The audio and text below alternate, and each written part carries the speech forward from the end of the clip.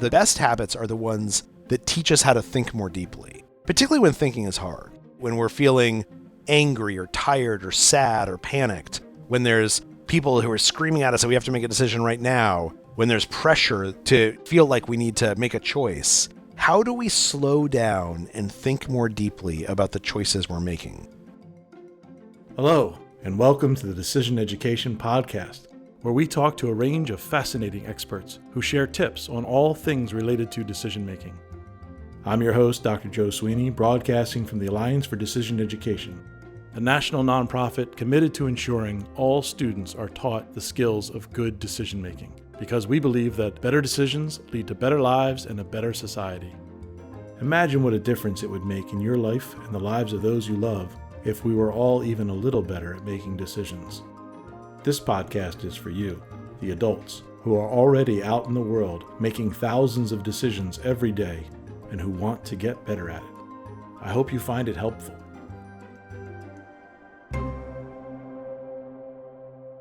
I'm excited to welcome our guest today, Charles Duhigg. Charles is a Pulitzer Prize-winning reporter and the author of 2 New York Times bestsellers, The Power of Habit, about the science of habit formation in our lives, companies, and society, and Smarter, Faster, Better, about the science of productivity. He currently writes at the New Yorker magazine and was previously a reporter at the New York Times, where he won a Pulitzer Prize for explanatory reporting. Charles studied history at Yale and received an MBA from Harvard Business School. He has appeared on This American Life, NPR, The NewsHour with Jim Lehrer, and Frontline. And Charles, welcome. I'm so appreciative that you took the time to meet with us and talk to our audience. We have all been looking forward to this on the team at the Alliance. I think you know our mission is to empower students everywhere with decision skills. And you've written 2 books that are very much in the foreground of our thinking as we're developing what those learning outcomes should be and what the standards are. Just want to say hello, welcome. Yeah, thanks for having me on. I really appreciate it. I was wondering, to help frame our conversation, can you just tell us how you think of habits and productivity relating to decision making? Sure. So I think that habits are really, really important when it comes to decision making, right? One of my books, Smarter, Faster, Better, focuses on Annie Duke and how she made decisions as she was a poker player. And what we know is that we tend to think of decision making as something that we engage in deliberately, right? We kind of do consciously. But what study after study has shown us is that actually about 40 to 45% of what we do every day, what we think of as being decisions, are actually habits. Right? They're things that happen within our brain almost automatically, where because there's a cue and a routine and a reward, we go into autopilot. We actually stop thinking. And as a result, we end up doing what feels like a decision, but is an automatic pattern that's been established by time and history. Can you break that down a little bit for us? What do you mean by cue? So every habit that we know has 3 components, right? We think of a habit as one thing, but it's actually 3 things. There's a cue, which is like a trigger for an automatic behavior to start. And then a routine, which is the behavior itself, what we think of as the habit. And then finally, a reward. Every habit in your life delivers a reward to you, whether you're aware of it or not. And it's important to recognize this because once you understand that habits have these cues and these rewards, you start seeing the world differently, right? What we know is that, everyone from Aristotle to Oprah has focused on habits, and they've always focused on that behavior, on the routine. But if you can diagnose the cues and the rewards that influence how someone behaves and start fiddling with those, you have much, much more power over changing the patterns in people's lives. I don't know if you know this, you probably do, but we actually built an entire program called HabitWise for middle school students. Oh. And your habit loop, was basically the building block from where we began with thinking about, okay. Oh, that's great. And everything from productivity habits for kids around homework and study time to habits about managing their exercise or their practicing for their instruments, all sorts of things. And one of the things that I found challenging first when reading the book and then when trying to develop the program was getting good at noticing what cues I was responding to, what behaviors they were kicking off. But it was really the cues that were hard to identify. Have you found examples that are crisp for people to go, oh, okay, that's a cue, I get it? 90% of cues fall into one of 5 categories, right? It's usually a time of day, or it's a certain place, like a physical place, or it's the presence of certain people, or it's a certain emotion that you feel, or finally, it's a preceding behavior that's become ritualized. So if let's say you have a habit you want to change. I don't know what's a habit that you have that you'd like to change. Oh, yeah. I would like to choose a healthier thing to have with my coffee in the morning. Okay. So and a cue can be more than one of those 5 things, right? But it's at least one of those 5 things. So here's how you figure out what the cue is. When you sit down and you pour yourself a cup of coffee and you have that urge to eat like the unhealthy Danish or donut or something like that, right? Wow, you nailed it. Right. Write down 5 things. What time of day it is. Okay. Where are you? Who else is around you? Uh-huh.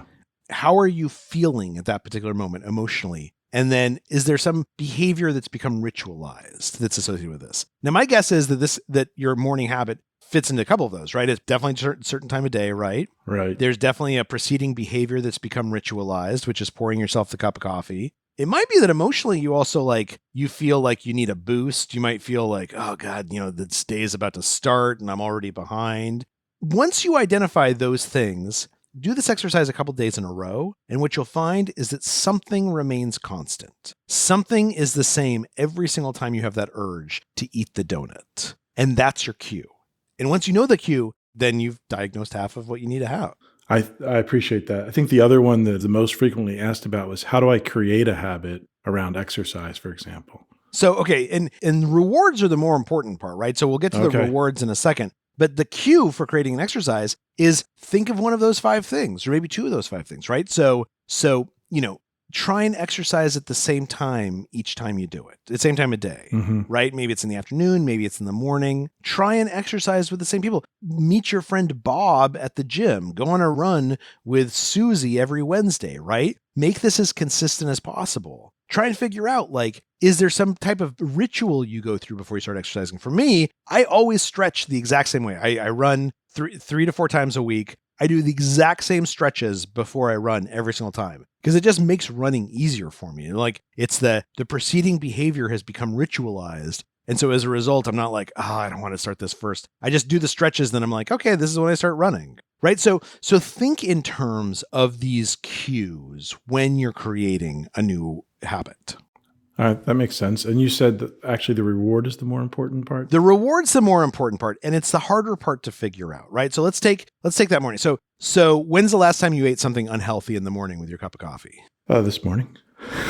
Okay, what'd you eat? I had 2 eggs and then I had a leftover donut from the weekend. Okay.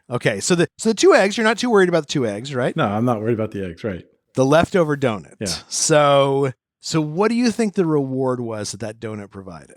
I'm assuming it was the sugar, but it might have just been that I had some control over doing something positive, something pleasant, before digging into whatever problems had arisen in emails and other things that needed to be addressed.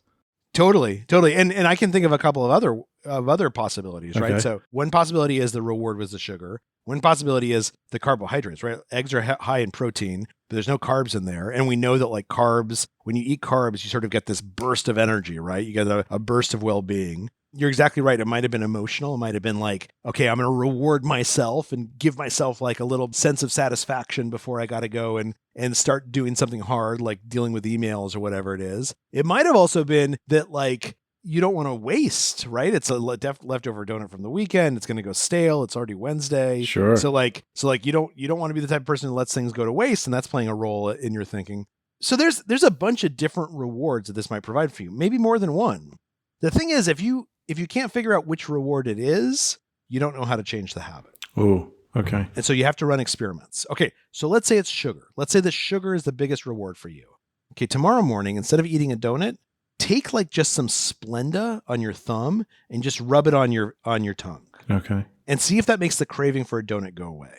If so, then that sweetness from the sugar, that's what it is. Okay. Or maybe it's the energy from the sugar and the energy from the carbohydrates. So the next morning, instead of having a donut, when you feel that urge for a donut, go and shotgun 2 espressos. See if it something that's just going to give you a boost, or a Red Bull or something, right? See if it makes the urge for a donut go away. Maybe it's that sense of kind of luxury that I get to indulge in something before. So the next morning, instead of having the donut, when the urge hits you, let yourself do something else kind of luxurious. Maybe take a extra long shower. Maybe you make yourself a smoothie, right? Or you let yourself have some really nice fruit or something. The point is to go through and experiment with different ways of satisfying different rewards. And then just ask yourself, is the craving for the donut gone? Because one of those is going to make the craving for the donut disappear. Yeah. One of them, you're going to put the Splenda on your tongue and you're going to be like, I don't need a donut anymore. Now you know your cue. Your cue is it always hits at a certain time of day, right? And a preceding and a ritualized behavior of coffee. And the reward that you're craving is you're craving something sweet. But there's lots of things that are sweet that are healthier than donuts. Yeah. Right? Eating an apple is super duper sweet. Putting some Splenda on your tongue or in your coffee is super duper sweet. Yeah. And the point is, once you know that cue and that reward, now you have the ability to shoehorn a new behavior, a healthier behavior in there and to come up with a better habit. I love that idea. You're supposed to be experimenting to try to figure out what the reward is. That's really interesting. And this is a really important thing, right? And I think that you guys have spent a lot of time talking about this and thinking about this. And Smarter, Faster, Better, my second book, spends a lot of time talking about it. We should always think of what we do as experiments. And so my wife is a scientist. She's a biologist. If every experiment that she did worked exactly the way that she expected it to, she'd be the worst scientist on earth. That is not why you do experiments, just to confirm what you already know. You do experiments to figure out what works and what doesn't work. When something is a failure, that means that it's a successful experiment. And just because you experiment with trying to figure out whether the reward for donuts is, sugar versus a sense of luxury, if you still have that craving for a donut one morning, if you give into it, that doesn't mean that it's a failure, that you've failed. That means you conducted an experiment and you learned something useful, and now you need to use that knowledge to do better next time. That's a really interesting frame. I appreciate it. This idea of like you're running them to gather information about the world and about yourself. Right. You mentioned your other book. I've got it right here because I've been chewing it up. There's marginalia all through it, but Smarter, Faster, Better. And you mentioned Annie. You quote her in here at one point saying what she's trying to do when playing poker is pay for information. Yeah. That's what she's doing. She's making bets. Since you just talked about experiments, maybe you can explain that a little bit. I think Annie's approach is exactly the right one, right? Annie doesn't judge her success based on whether she wins or loses hands. Annie judges her success based on how much she learned from the hand she just played. So you could lose a hand of poker, and if you learned your opponent's tell, or you learned how your opponent thinks, or you learned something about how your opponent bets, then you just won. Even though they won the hand, even though they took your chips, you now have a piece of information that means at the moment that it matters most, you're going to be able to beat them. Because in poker, you're always looking to either win or lose. And when you think about it the same way in life, like, I've talked to lots of people who say things like, man, I went and I took this job and 6 months in, I hated it and I quit and I feel terrible. I feel like I wasted 6 months of my life. Well, sure, you can feel that way, but that's not the right way to think. That's not the right way to feel. The right way to feel is to say, you could have ended up in a situation where you had that job you hated for years and years and years, and you just, with only 6 months education, learned you don't like that job, and probably you learned something about the job that you do want. Same thing is true of relationships, right? There's lots and lots of people who see divorce as a failure. But then you talk to people who have gotten married and gotten divorced, and they'll often tell you, it was 13 great years and then 2 terrible years, right? I learned so much about myself and about what I want and how to live with other people in those 13 years and even in those 2 years. And the next time I get married or the next relationship I'm in, it's going to be amazing because I know so much. Life is a series of experiments. If you have not failed, it means that you are not running enough risky experiments. Failure is what makes you a success. I really do appreciate that frame. I'm wondering where in the course of your work, your way of seeing things developed into that. So we're really interested in trying to figure out how to help young people, students particularly, develop that sort of disposition about the world. Do you remember when you started seeing life as a series of experiments and that you were constantly trying to gather information and learn? I think I had to, because I found that everything I do, the first time I do it, I'm a failure, right? Like there's lots of people and I've always been jealous of these people, right? someone goes out on the tennis court and they're just amazing from the start. They're like a great athlete. Somebody like, sits down and they've never written before in their entire life, and they write a book and it's a best-selling book. They write, they're Harper Lee, they write To Kill a Mockingbird, the only book that she ever wrote in her entire life that got published during her lifetime. I mean, that would be awesome, right? It would be awesome to be a success from the start.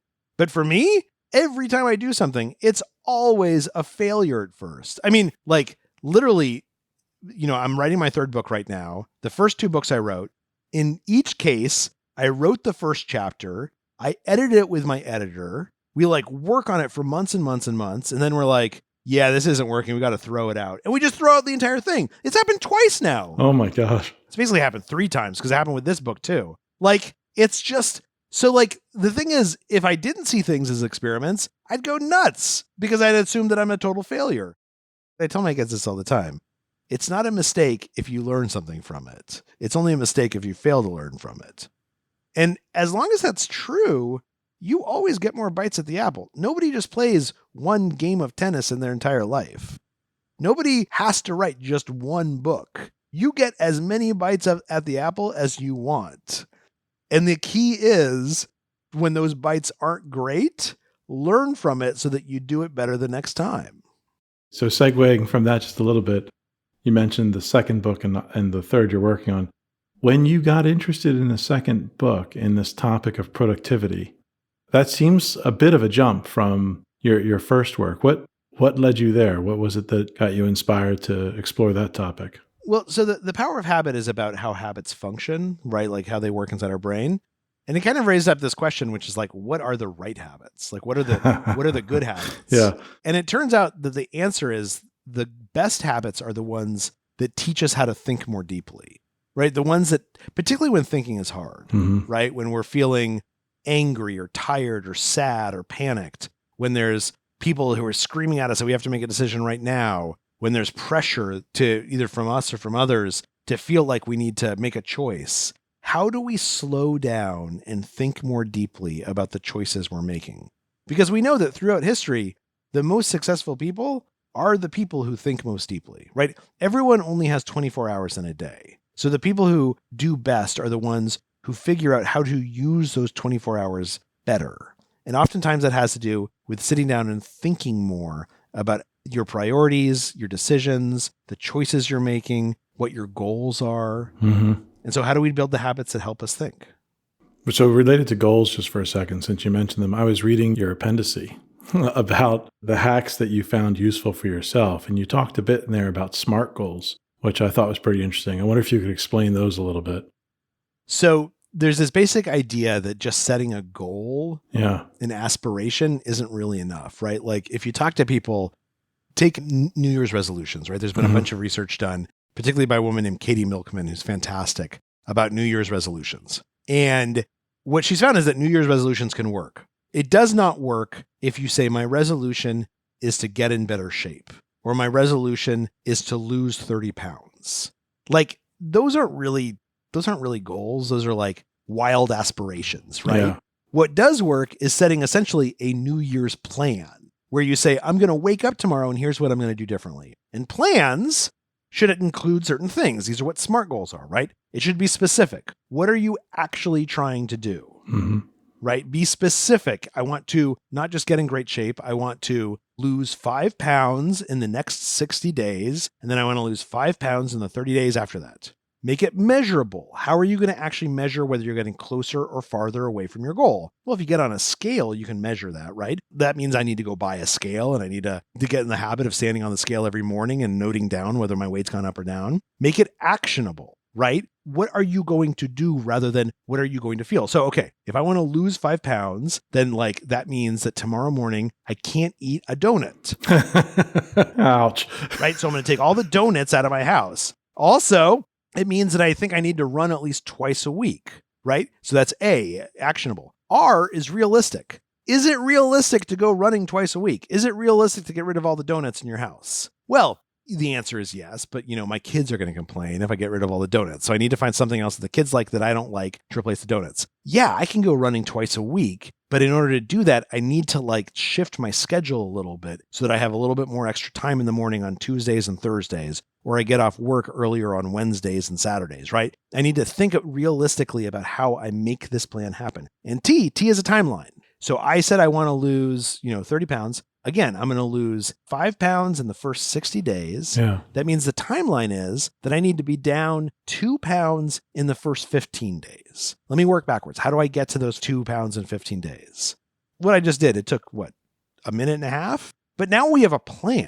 Right. Now I have a plan to lose weight. And that means when I wake up tomorrow morning, instead of being like, oh yeah, I had that New Year's resolution, now I'm like, man, I know what to do right away just because I figured out SMART, specific, measurable, actionable, realistic timeline. It can be anything.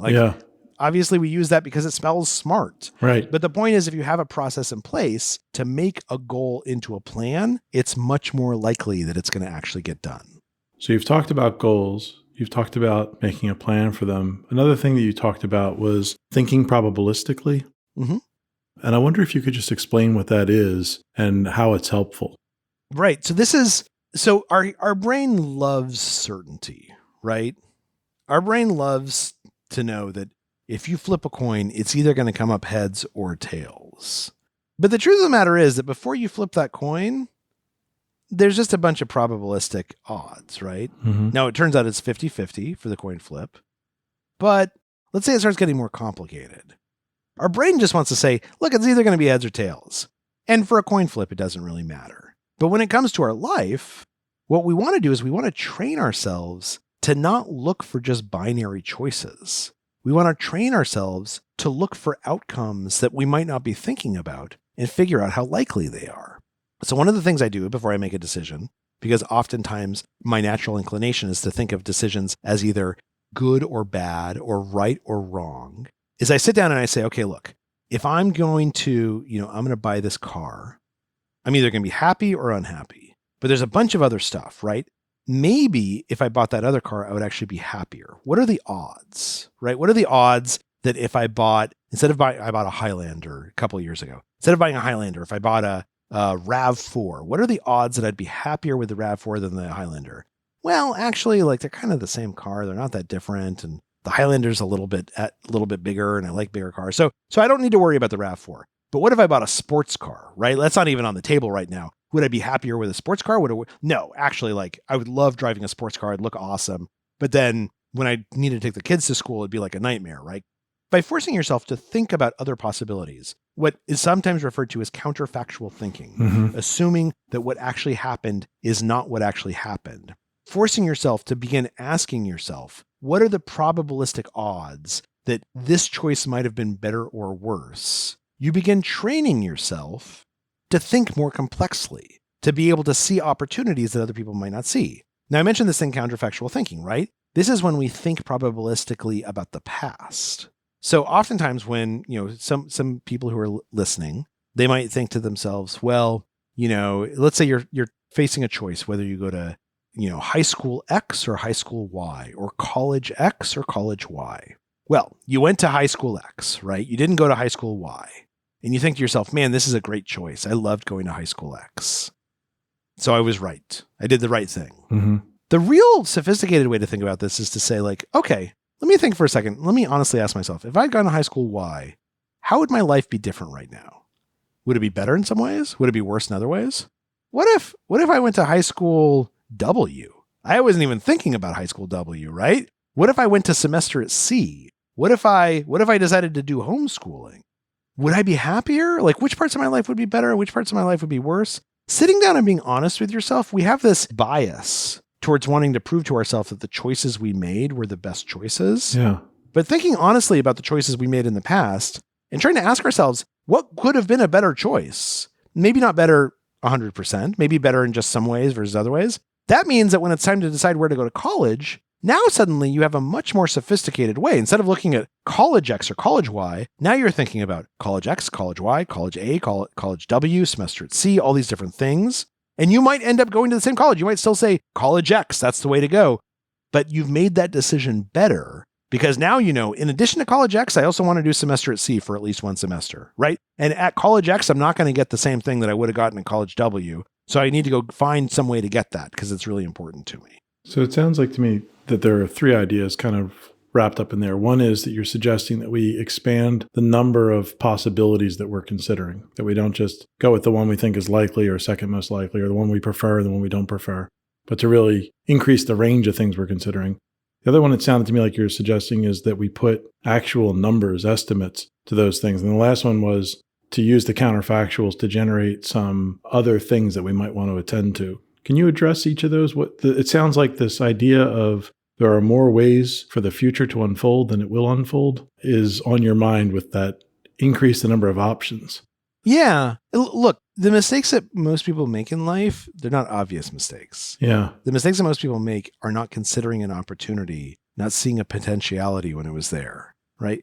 It is our instinct to see things in binary ways. It's hard to force our brain to see multiple possibilities. And so why is it important to just force yourself to sit down and dream about multiple possibilities? Because there might be something you're not considering. Yeah.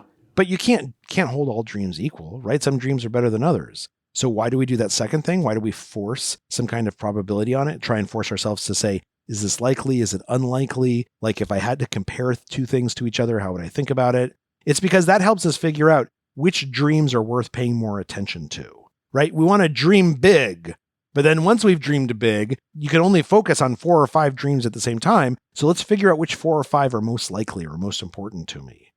And then that last one, the counterfactual, looking back, is because, again, you want to learn from your mistakes. But sometimes you don't know that you've made a mistake until you look for evidence of it, right? So I went to Yale as an undergrad. Loved Yale. Thought it was fantastic. Perfect place for me.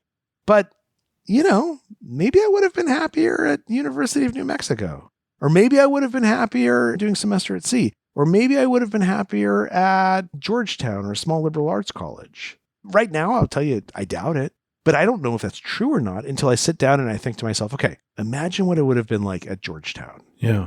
Like actually, Georgetown would have given me some stuff that Yale didn't. And I don't mind that. I don't mind. I think the trade-off was worth it to me. But now that I recognize what I'm missing because I didn't go to Georgetown, now I know that that's something I need to go and get on my own. Right. People hate counterfactuals. They hate looking back on the past and assuming that they made the wrong choice when there's such little evidence that they made the wrong choice. But the way that you succeed is you train yourself to see what could be wrong choices when there's very little evidence that you didn't make the right one. It reminds me a little bit of what Michael Mauboussin's always talking about, to get the base rate, to look for the external, to get out of your inside view of like, how is my experience? What do I think my experience is going to be? And just start from ground of, okay, the average person who goes to Georgetown, are they happy with their decision? That's exactly right. And what you find is everyone is happy with their decision, right? You never find people who are like, I made exactly the wrong decision on where I went to college.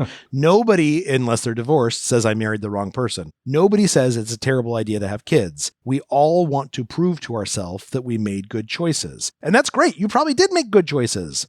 But it's worth doing the exercise to ask yourself, is there a better choice I could have made? So that the next time you encounter a choice, you're better prepared to see the possibilities.